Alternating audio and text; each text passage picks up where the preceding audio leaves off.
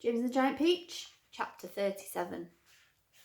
It really was an amazing sight, and in 2 or 3 minutes, as soon as the people below realised that this now couldn't possibly be a bomb, they came pouring out of the shelters and the subways to gape at the marvel. The streets for half a mile around the building were jammed with men and women, and when the word spread that there were actually living things moving about on top of the great round ball, then everyone went wild with excitement. "It's a flying saucer!" they shouted. "They're from outer space! They're men from Mars! Or maybe they came from the moon!"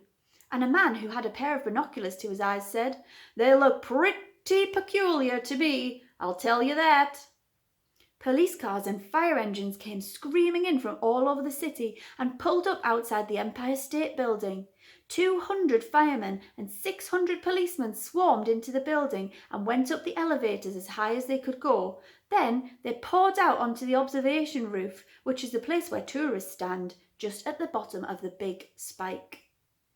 All the policemen were holding their guns at the ready, with their fingers on the triggers. The firemen were clutching their hatchets. But from where they stood, almost directly underneath the Peach, they couldn't actually see the travellers up on top. "Ahoy there!" shouted the chief of police. "Come out and show yourselves!" Suddenly, the great brown head of the centipede appeared over the side of the Peach. His black eyes, as large and as round as 2 marbles, glared down at the policemen and the firemen below. Then his monstrous ugly face broke into a wide grin. The policemen and the firemen all started shouting at once. "Look out!" they cried. "It's a dragon! It's not a dragon, it's a wampus! It's a gorgon! It's a sea serpent! It's a manticore!" 3 firemen and 5 policemen fainted and had to be carried away. "It's a snozwanger!" cried the chief of police. "It's a wangdoodle!" yelled the head of the fire department. The centipede kept on grinning. He seemed to be enjoying enormously the commotion that he was causing. "Now see here," the chief of police said, cupping his hand to his mouth. "You listen to me. I want you to tell me exactly where you've come from." "We've come from thousands of miles away," the centipede shouted back, grinning more broadly than ever, showing his brown teeth. "There you are," called the chief of police. "I told you they came from Mars." "I guess you're right," the head of the fire department said. At this point, the old green grasshopper poked his huge green head over the side of the Peach, alongside the centipedes. 6 more big strong men fainted when they saw him. "That one's an oik!" screamed the head of the fire department. "I just know it's an oik!" "Or a cockatrice!" yelled the chief of police. "Stand back, men, I may just jump down at any moment." "What on earth are they all talking about?" the old green grasshopper said to the centipede. "Search me," the centipede answered, but they seemed to be in an awful stew about something. Then Miss Spider's large, murderous-looking head, which was to a stranger probably the most terrifying of all, appeared next to the grasshoppers. "Snakes and ladders!" yelled the head of the fire department. "We're finished now. It's a giant scorpula." "It's worse than that," said the chief of police. "It's a vermiculous nid. Oh, just look at its vermiculous, gruesome face." "Is that the kind that eats fully grown men for breakfast?" the head of the fire department asked, going white as a sheet. "I'm afraid it is," said the chief of police. "Oh, please, why doesn't somebody help us get down from here?" Miss Spider called out. "It's making me giddy." "This could be a trick," the head of the fire department said. "Don't anybody make a move until I say." "They've probably got space guns," muttered the chief of police. "But we've got to do something," the head of the fire department announced grimly. "About 5 million people are standing down there on the streets watching us." "Then why don't you put up a ladder?" the chief of police asked him. "I'll stand at the bottom and hold it steady for you while you go up and see what's happening." "Thanks very much," snapped the chief of the fire department. Soon there were no less than 7 large, fantastic faces peering down over the side of the Peach. The centipedes, the old green grasshoppers, Miss Spiders, the earthworms, the ladybirds, the silkworms, and the glowworms. And a sort of panic was beginning to break out among the firemen and the policemen on the rooftop. Then All at once the panic stopped, and a great gasp of astonishment went up all round, for now a small boy was seen to be standing up beside the other creatures. His hair was blowing in the wind, and he was laughing and waving and calling out, "Hello, everybody! Hello!" For a few moments the men just below stood there and gaped. They simply couldn't believe their eyes. "Bless my soul!" cried the head of the fire department, going red in the face. "It really is a little boy, isn't it?"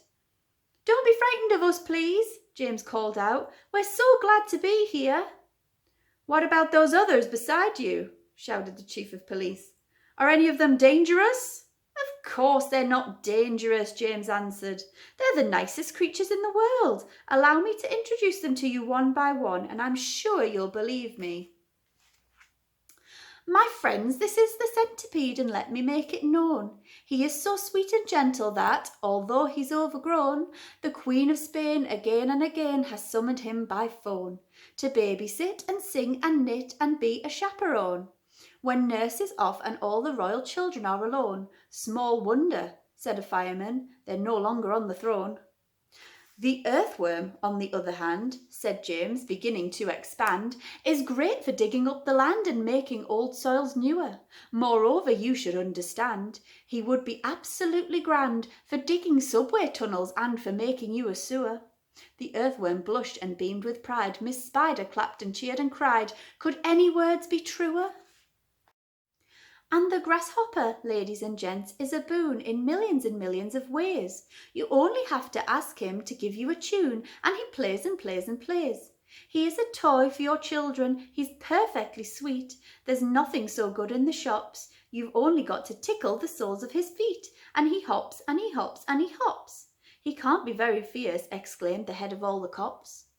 And now, without excuse, I'd like to introduce this charming glowworm, lover of simplicity. She's easy to install on your ceiling or your wall, and although this smacks a bit of eccentricity, it's really rather clever, for thereafter you will never have the slightest need for using electricity. At which no less than 52 policemen cried, if this is true, that creature'll get us some fabulous publicity.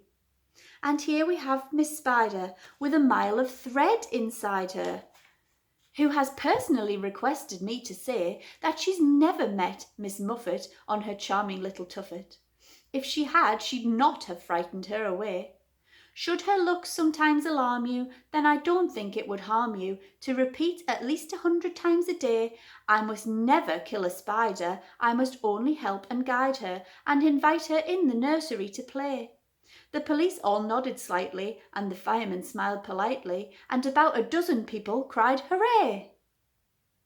And here's my darling ladybird, so beautiful, so kind, my greatest comfort since this trip began. She has 400 children, and she's left them all behind, but they're coming on the next peach of the can. The cops cried, she's entrancing, all the firemen started dancing, and the crowds all started cheering to a man. And now the silkworm, James went on, whose silk will bear comparison with all the greatest silks there are in Rome and Philadelphia. If you would search the whole world through from Paraguay to Timbuktu, I don't think you would find one bit of silk that could compare with it. Even the shops in Singapore don't have the stuff, and what is more, this silkworm had, I'll have you know, the honour not so long ago to spin and weave and sew and press the Queen of England's wedding dress, and she's already made and sent a waistcoat for your president. Well, good for her, the cops cried out, and all at once a mighty shout went up around the Empire State. Let's get them down at once, why wait?